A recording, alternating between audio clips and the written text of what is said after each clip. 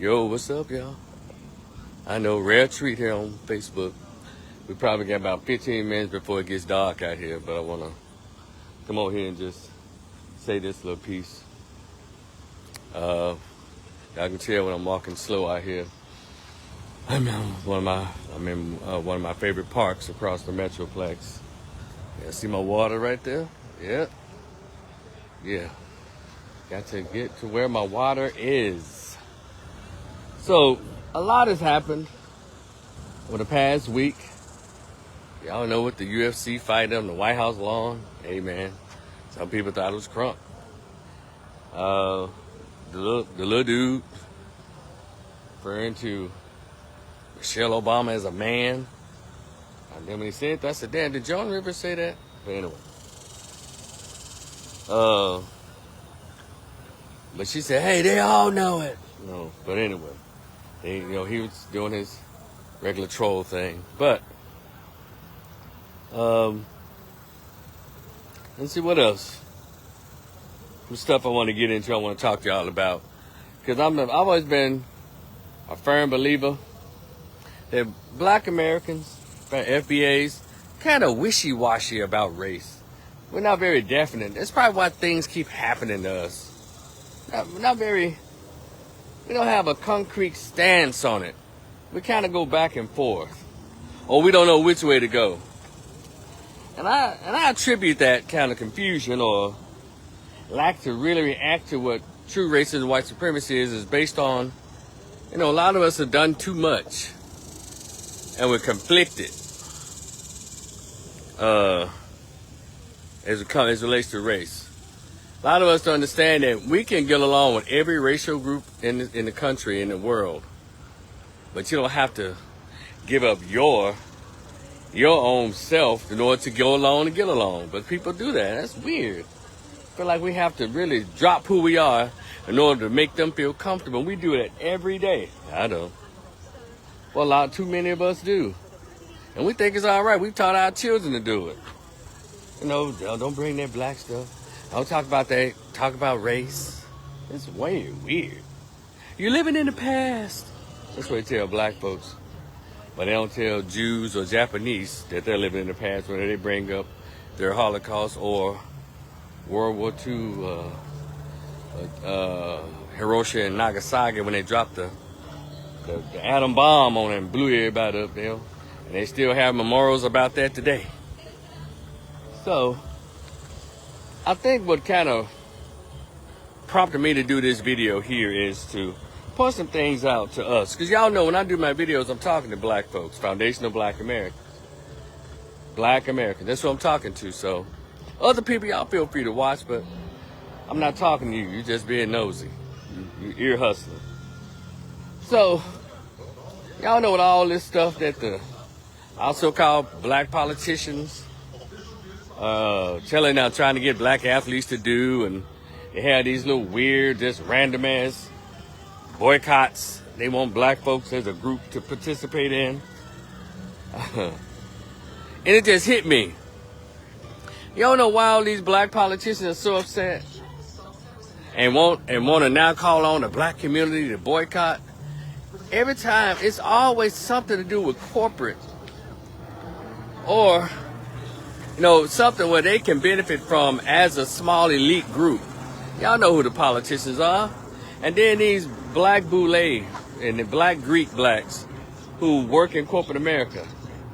When Trump came into office, the stuff started happening, they got rid of DEI and all of that. All these people started losing their jobs. Those who talking all this racism and black stuff on white platforms. Like Joy Reid. She got kicked out of NBC, Tiffany Cross, Angela Rye.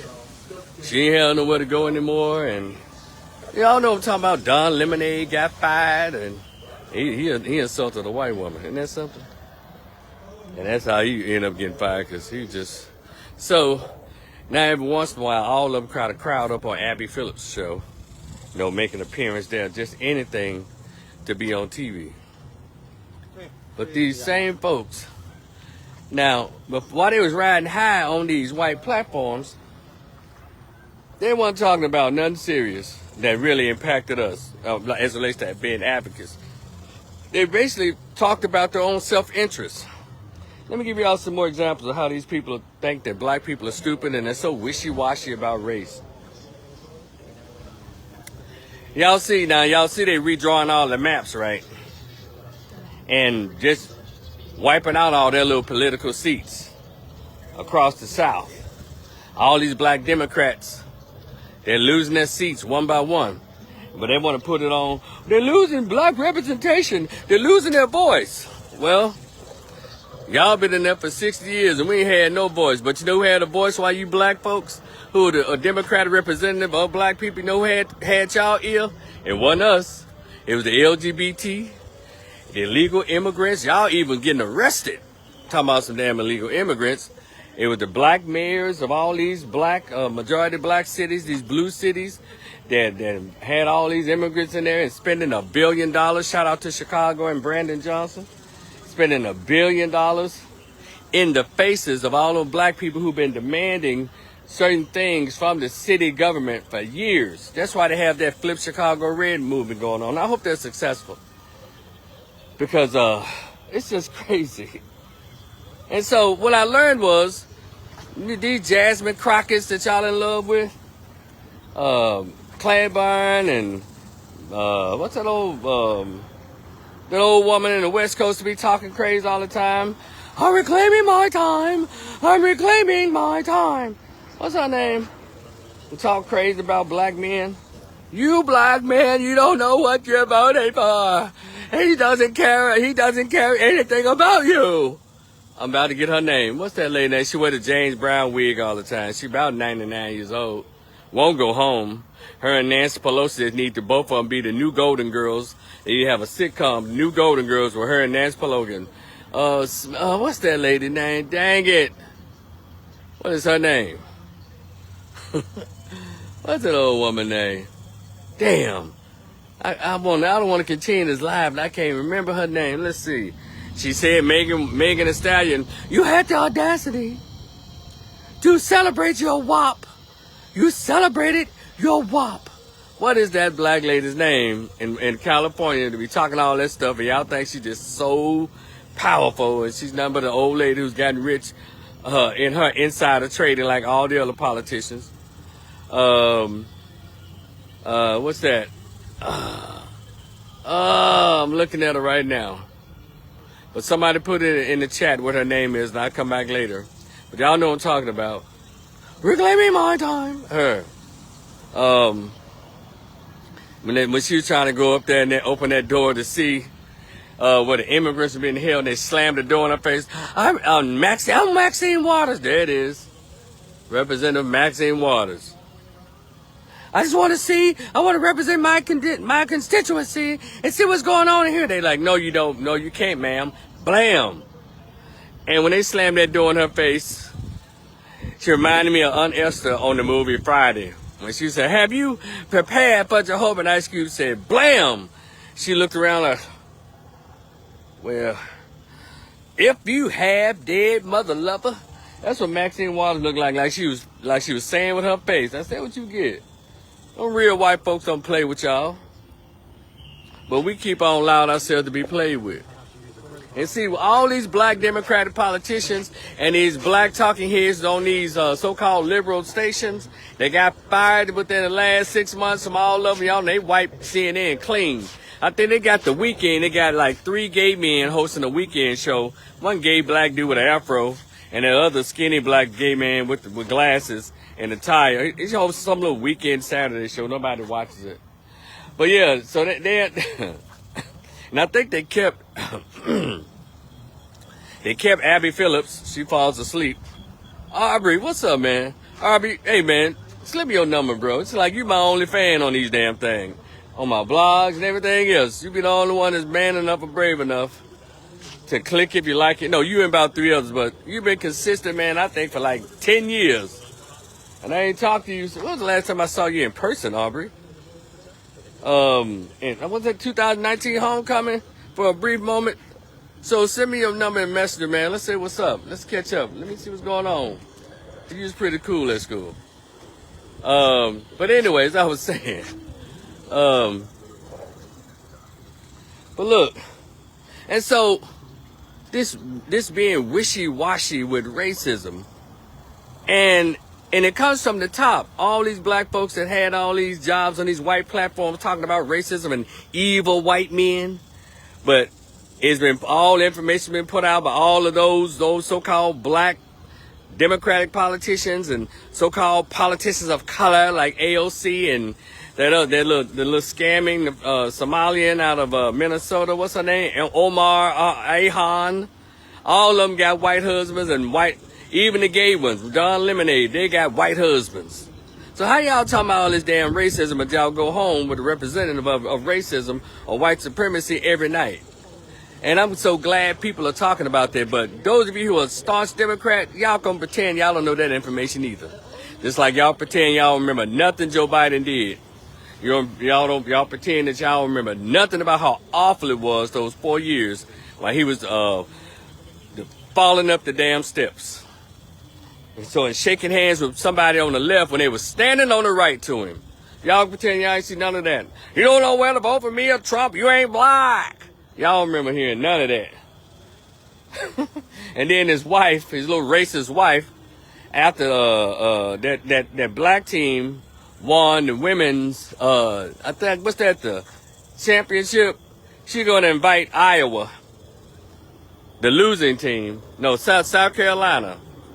When they won the championship, this bitch gonna try to invite the losing team with them. But y'all remember none of that. Y'all I want to say y'all wishy-washy on racism. So all them black folks that got fired and within the last year from their white jobs at CNN, MSNBC, and now they want to be mad. Now they want to get you riled up about racism. We need to stop Trump. He's a dictator. He's this. But you know what? I've looked up what a dictator is, and that man is not a dictator. He's not.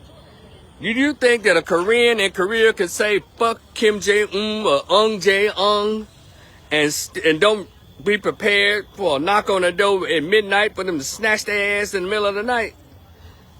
You got immigrants, you got regular Americans saying orange man, fuck tards, and all this stuff. And ain't nothing happened to them. They all on Twitter, they all on all social media that's ripping this American president apart, and nothing has happened to him.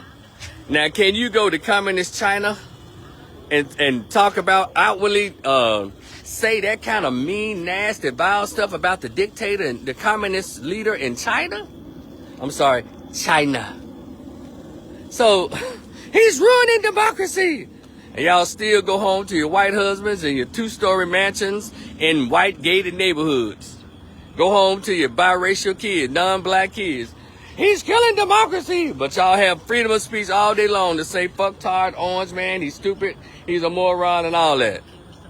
Y'all come on, man. Let's not, black people, let's get it together. Y'all stop letting these people, let me tell y'all some reason. Y'all want to know the reason why all these Joy Reids, Angela Rye, Tiffany Cross, Andrew Gillum, y'all remember Andrew Gillum? In that room with that white man with that numbing cream, that butt numbing cream, full of that cocaine and that alcohol.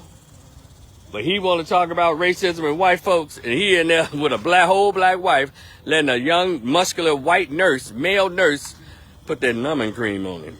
I'll just leave it at that. You know what I'm saying? Y'all don't pay these people any attention. They are liars. And see, what has happened is, these are the same group of blacks, like in the 60s, that fought against Malcolm X and everybody that talked about black self-determination and black liberation. They wanted integration because they wanted access to more comfortability in captivity. They wanted more access to white sex, white men and white women. Shout out to Bayard Rustin, member of Omega Psi Phi Fraternity Incorporated. Yeah, let's get to it. See, these are the gatekeepers. When Trump came in, he started erasing all their ass. Now they want to get everybody else riled up about racism. We've had scholar after scholar that talked about racism, white supremacy for the past 120, well, at least the past 75 years. From Dr. John Henry Clark, even before him, Noble Drew Ali. We've had Marcus Garvey, even though he was an immigrant, but he had a black agenda for black Americans. We've had all these people, Malcolm X, Minister Farrakhan, Dr. Khalid Abdul Muhammad, Dr. Frances Cress Wilson, Brother Neely Fuller Jr., Dr. Claude Anderson. We had all these brothers and sisters. Dr. Julie, did I say Dr. Julie Hare? Hell, Michelle Alexander, mulatto sister, who wrote the New Jim Crow, talked about this. But y'all want to listen to these? Now they're mad because they got kicked off the porch. Ron Neal, what's up, my man? Dr. Ronald Neal. Put respect on it. But you liberals want black folks to get all up in arms. And see what I'm going to tell you. I came to this live tonight to inform y'all about what this is actually about. Again, let me go back and say, I'm glad their ass is being wiped out of all these Southern District maps. I'm glad they're out of it. You know why? Because I live in Memphis. Memphis is a 99% black district. In Memphis, black Memphis never had, and for that congressional district, we never had black representation. Never. And there was something wrong with black folks. I can tell you when. That district was created for, that black representation in Congress. We never got one. We got this mulatto, this racially ambiguous mulatto by the name of Harold Ford Sr. He did they like to do a bunch of symbolic things. And you ask people about Harold Ford Harold Ford Sr. Well, y'all, he helped my grandma get her light bill paid. He helped my grandma get her Social Security. Little shit like that. No major moves as the congressman. He was a congressman for like 12, 13 years. And then it was handed over to his equally racially ambiguous mulatto son, Harold Ford Jr. for like 12, 13 years. And he had absolutely no connection. At least the daddy had some kind of familiarity with black people in that district. His son had absolutely no relationship, no connection to black folks. He went to one of the most racist schools in the North. Was it Michigan State or University of Michigan? That's where he came from. And came back there with that. We know how them educated blacks who were Boule and Greek and all that, and gay Greek and Boule, they talk like this. We ask them a question about anything. They say this. They all have that R syndrome. What do they say? Well, according to they all say that. You let you know they're full of shit. They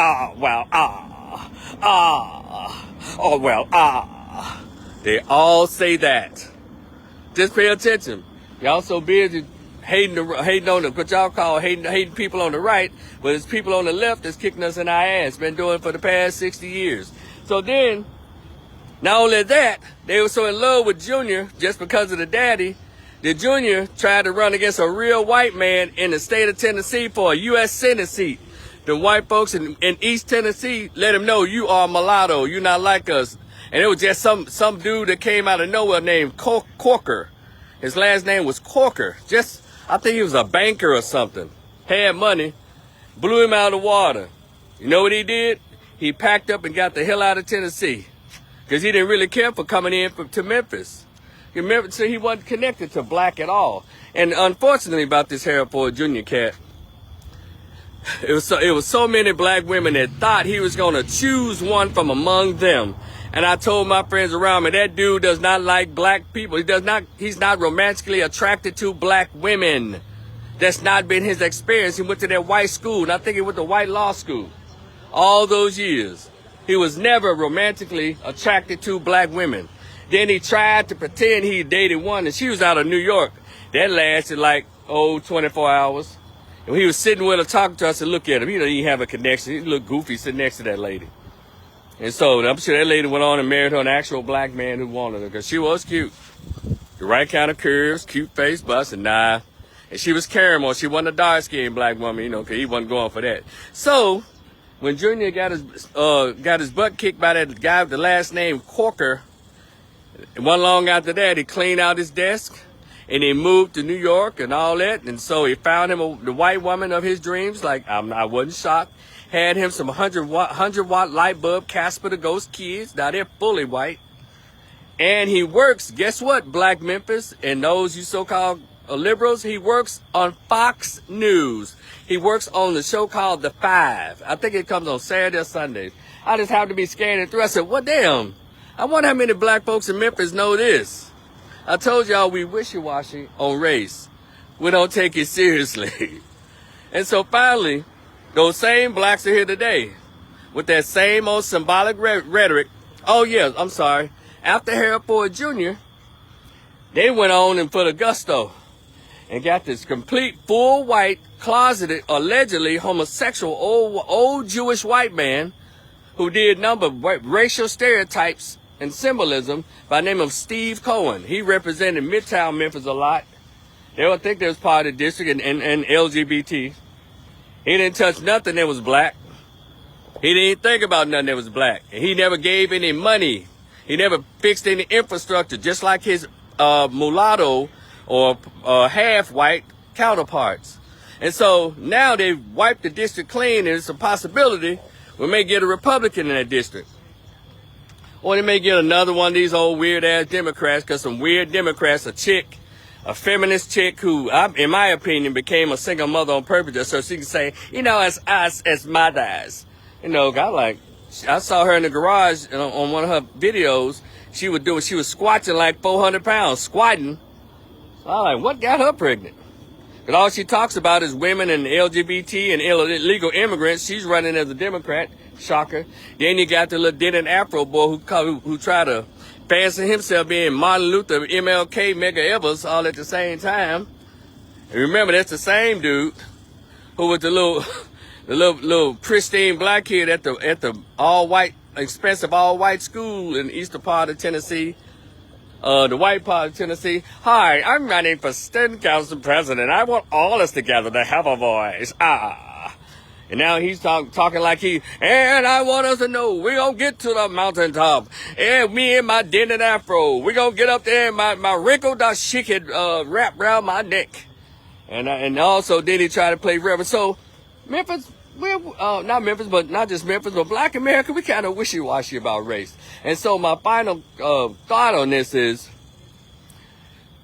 these black Democrats, these politicians are out of work. And with this Republican onslaught, wiping them clean.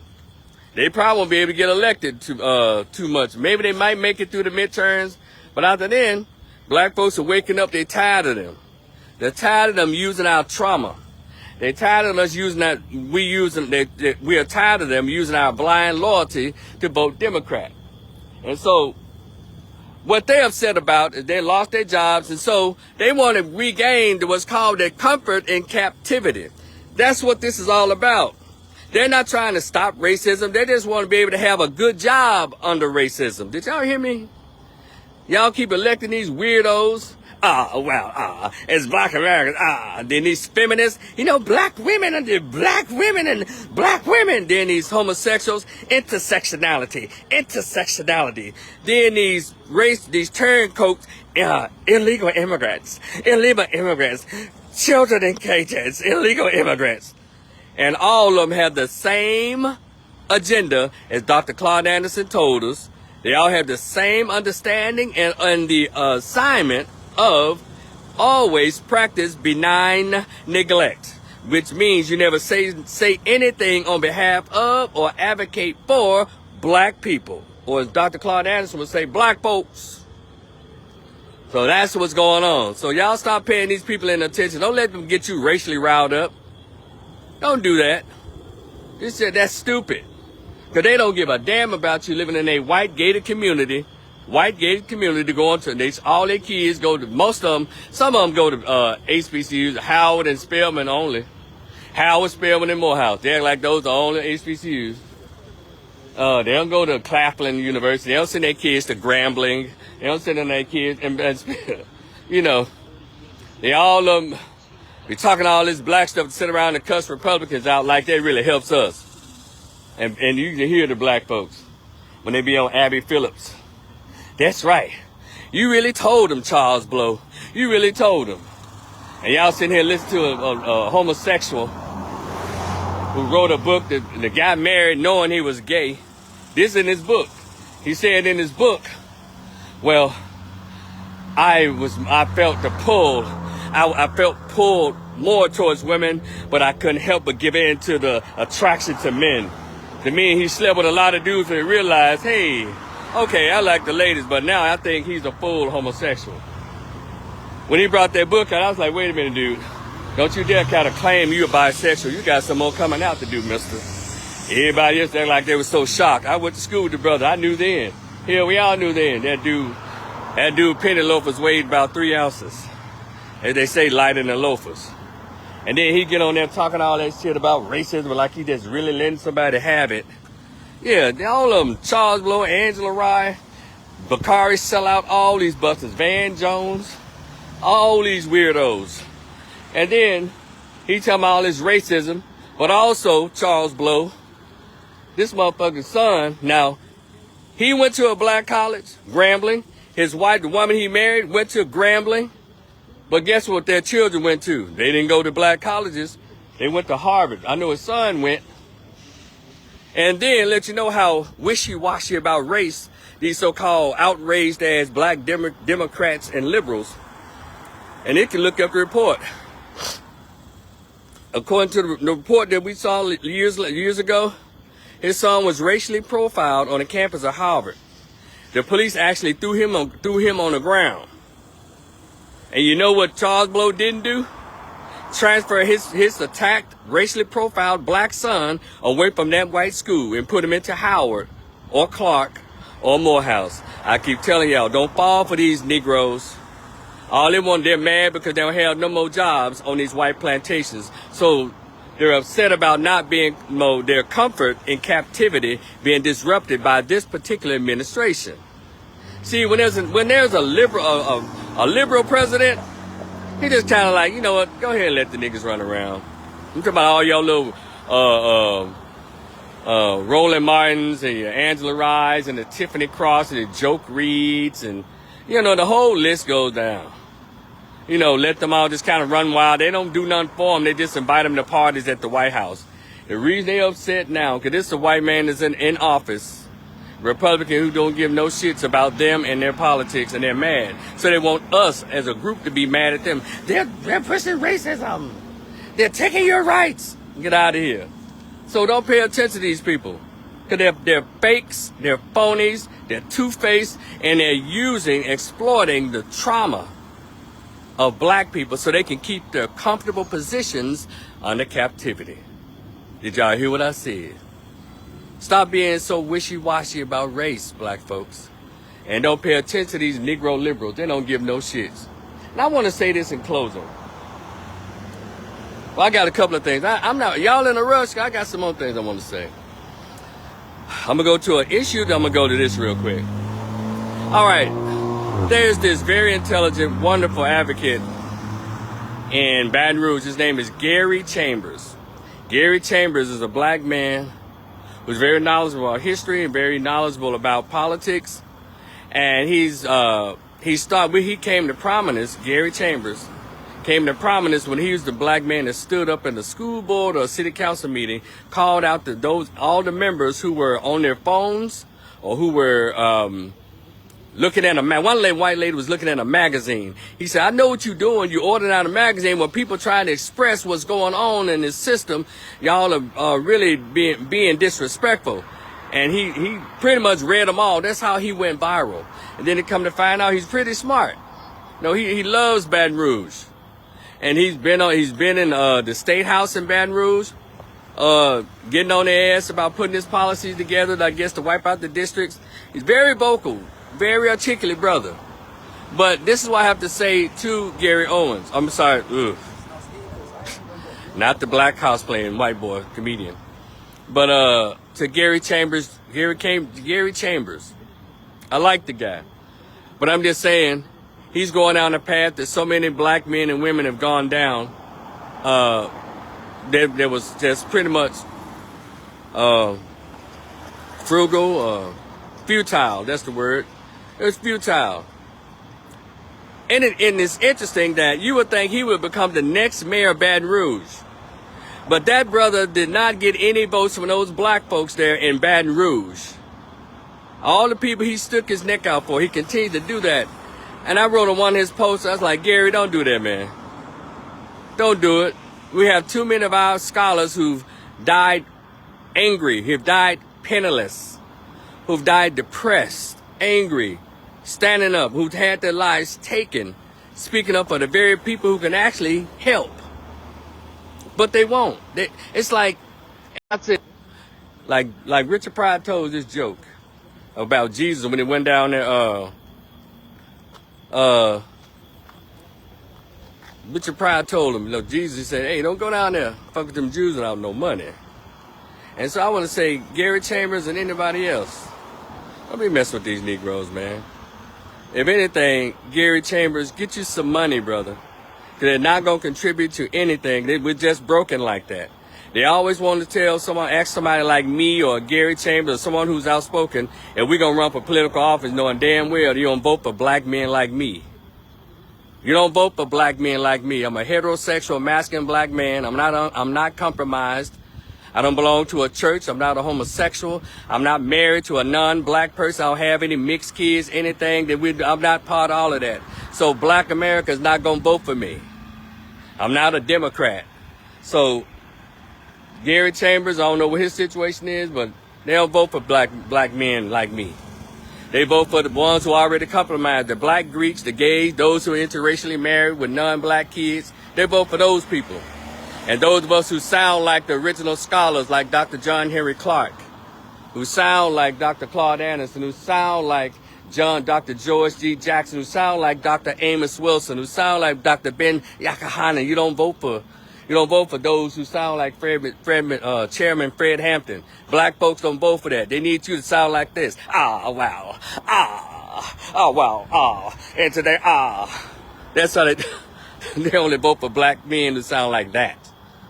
So, and act like that. So, if anybody wants me to run for office, I need a treasure chest, a war chest of at least $500,000 to start off. And James said that's a cop-out. Which part is a cop-out, James? To me telling the truth? Because, see, I've been black a long time, James. I don't know about you. I lived around black folks since I was a child.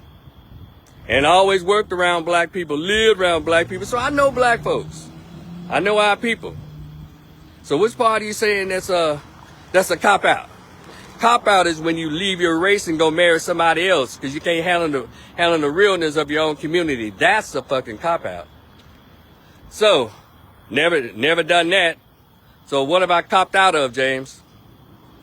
So anyway, that's my first thing. So now, because I'm saying this with Gary Chambers, I love you, brother. I've seen too many black folks, black men, who try to stand up for black people, legitimately stand up and not just try to get votes. Black people don't like that because it makes black people. No, actually, it's 5 people in here, James. So, but actually, I have hundreds of people listening to me. They probably don't come on the live, but they listen to the playback. If you must know. And this is my other page. My first page had everybody on there. So having said that, could I make my lives for you to go check it out later? So having said that, if y'all want black men like me to run for office, y'all drop the money off. I'm not fooling with y'all as a working class dude. I'm not using my money. I'm not giving up my sense of peace fooling with y'all. I don't need no, that's right, you better tell him, Rico. That's right, I don't need that. I got all that shit when I was a student at Grambling. Rico, that's right, you better tell him, man, you be speaking the truth, bruh. Motherfuckers didn't want to drop off no donations from a little paper. They'll tell you, there ain't no poor righteous teacher going on no more. Y'all pay the preacher, you pay everybody else. You won't pay the people who really loves our community, who really fights for our community. You pay all the charlatans and the double talking and the forked tongue folks. And that's your right, I'm just letting you know. So I'm saying to Gary Chambers, brother, leave them folks alone and, man, get you some money, bro. You get you enough money where you can put away, then you start fooling with Negroes. Because they won't even put any money together to build their own damn infrastructure. Now, let me say this about another thing that's really a hot topic for me. That is these teen takeovers. Y'all been seeing so-called teen takeovers and the cameras seem to be on the black kids all the time. And you got these folks so frustrated and so upset about it. Well, this is what I want to say to us. Y'all know that thing can be settled and solved in a weekend. I just find it so amazing that there's 45 million black folks and 1 million of us can't even come out and be the mentors or spend money on the things that we need. We're so wishy-washy about race. We don't know which way to go. And so black kids, you say, but you'll get online and say, well, you know, they're bored. They ain't got nothing to do. They need to get the parents. Well, but you know, in these suburbs that we live in, for some reason, we don't think black children are human beings. We don't think they deserve nice stuff. And so we just blame all this, whatever they're doing, on them. And not talk about the sociological and psychological situations that they come from. But it's all right, because you got to think of them as human beings before you give a damn about that, right? So, having said that, it can be done in the weekend. In these so-called suburbs, when the black population is barely 5%, you know, let's say, for example, out there in Frisco, an NBA or NFL player put up half the money to build this big, beautiful recreational center. It's got pickleball, tennis courts, volleyball, basketball, and they got handmitten, they got a swimming pool, all that. For them, how come y'all don't think black kids in low-income neighborhoods don't deserve that?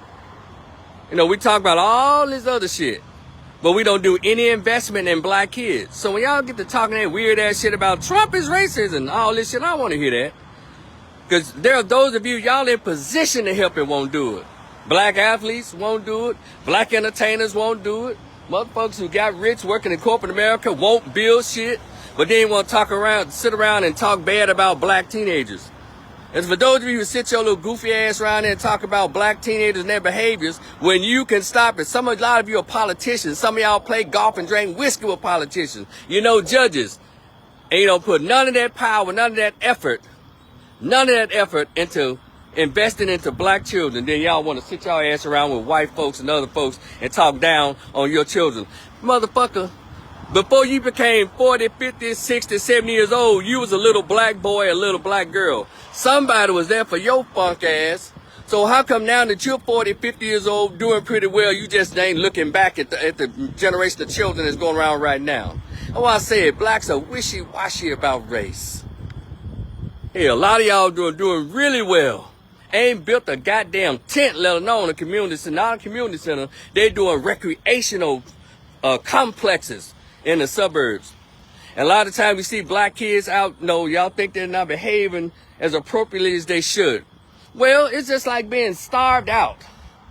You know, for years, black men or black people have been told you can't sit next to whites, you can't do this. But as soon as that integration shit popped off, brothers lined up to go get them a white woman.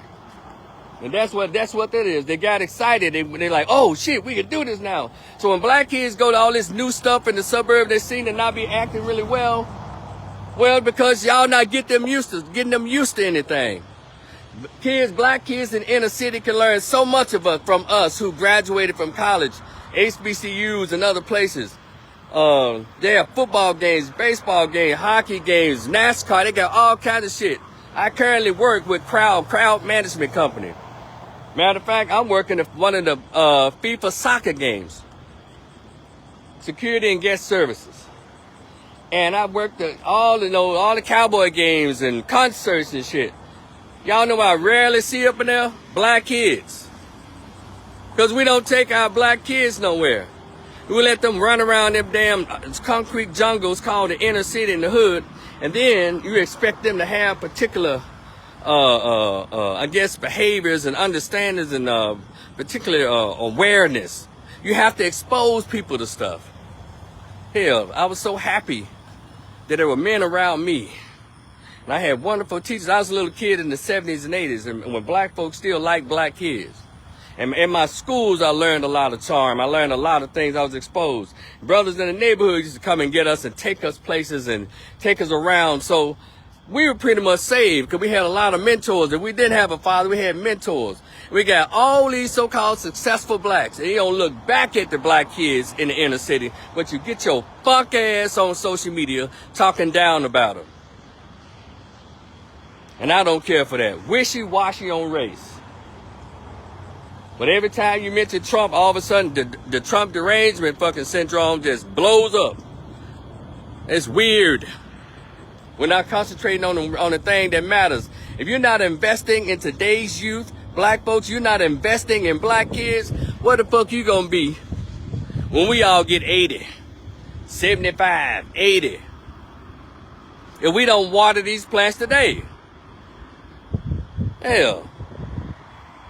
We have to water our kids today. Water the lawn, water them. Regardless, we have to. Those are our children. Those black kids come from us. Hell, even if you don't have any black kids, they're still yours. Well, do something. Hell, we got all these goddamn fraternities. They're always talking about some fucking, we got mentoring programs.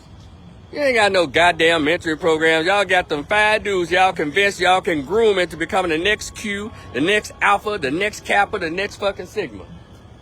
That's all it is. I ain't seen no dent ever made in all these goddamn fraternities, thousands across the country. I ain't seen no dent made yet. But you go to a neighborhood, you got 3,000 black boys, but you can only influence 5 of them? Get the fuck out of here. But anyway, those are 2 things I want to leave on. And we're gonna have to stop being wishy-washy about that. We're gonna have to stop being wishy-washy. And I'm talking about those of you who've done really well. But you'll run your ass to some kind of expensive sporting event. You'll do all that shit. But you won't invest no money into black youth. If you put these particular things in the neighborhoods, you ain't got to worry about them. Wherever they go, they'll be used to football games. They'll be used to camping. They'll be used to going hunting. They'll be used to that stuff. But we don't think of black kids like that. It's like we don't get that kind of sense when we move out to the white suburbs. All of a sudden, oh my God, this is so great. We take my son. But we think the other black kids they're not a part of us. But we got so much to say about black kids. So anyway, I digress. Stop all this being racially wishy-washy. And stop listening to these old funk-ass Democratic politicians who've been going under the banner. Of fighting for black people. No, they're fighting to get their jobs back and to be comfortable under captivity. Like they've always been. That's how we got this civil rights shit that was put together with Scotch tape. But I digress. It's your man Rico. Please like, share, subscribe. Come over to my YouTube channel, Rico the Opinionist. I do a lot of my talking over there. But I just had to share this with y'all. Because I think this live is going to be on here for maybe 4 days. Maybe 3 days. Something like that. Maybe a whole 30 days. I don't know. But it's going to be probably deleted. But you come over to my YouTube channel. Tell everybody who didn't see this live. They can come over there. Rico the Opinionist. Y'all be cool. I'm out. Peace.